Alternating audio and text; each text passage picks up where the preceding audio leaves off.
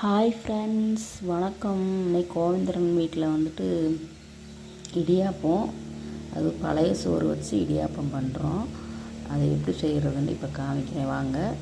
இப்போ இது வந்து மிக்ஸி ஜாரில் பழைய சோறு, எண்ணெய், உப்பு இதை போட்டு நல்லா நைஸாக வலுவலுன்னு அரைச்சிக்கிறணும்.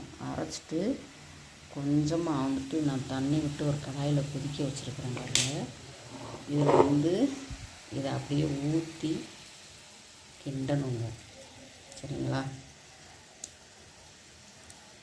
தண்ணியாக அரைச்சாலும் பரவாயில்ல, இதை வந்து நல்லா கிண்டிக்கணும்.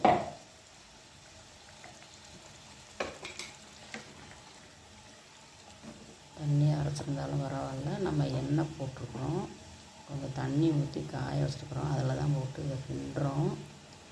அதனால் உங்களுக்கு ஒன்றும் பிரச்சனை இல்லை. ஏன்னு கேட்டிங்கன்னா, ரொம்ப கொலன்னு இருக்குது அப்படின்னா கொஞ்சம் நம்ம அரிசி மாவு சேர்த்துக்கிறோம், சரிங்களா? அதுதான், வேறு ஒன்றும் இல்லை. அரிசி மாவு சேர்த்துட்டு நல்லா கைவிடாமல் நம்ம இடியாப்பத்துக்கு எந்த அளவுக்கு மாவு நம்ம சுடுதண்ணியில் ஊற்றி பிசைவோமோ அந்த அளவுக்கு இதை கொண்டு வந்து வச்சுக்கிற போகிறோம், சரிங்களா? அதுக்கப்புறம் அதை ஆற விட்டுட்டு இடியாப்பத்தில் போட்டு இடியாப்பம் சுட்டு நான் உங்களுக்கு காமிக்கிறேன், சரிங்களா? இப்போ வந்து இதில் கொஞ்சம் அரிசி மாவு போடணும். இந்த பதத்தில் வந்துருச்சு.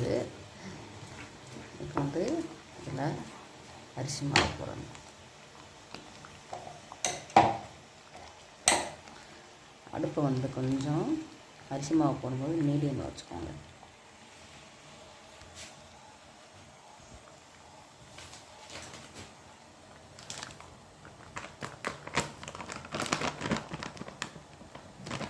அரிசி மாவு தேவையான அளவுக்கு அரிசி மாவு.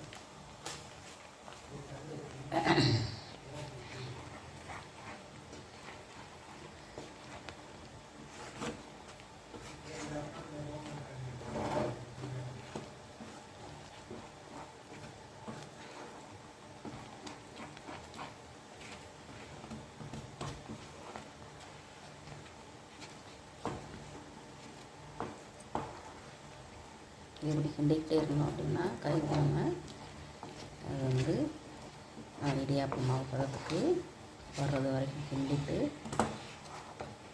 அடுப்பில் வைக்காமல் கீழே எடுத்து வச்சு ஆற வச்சிடணும்.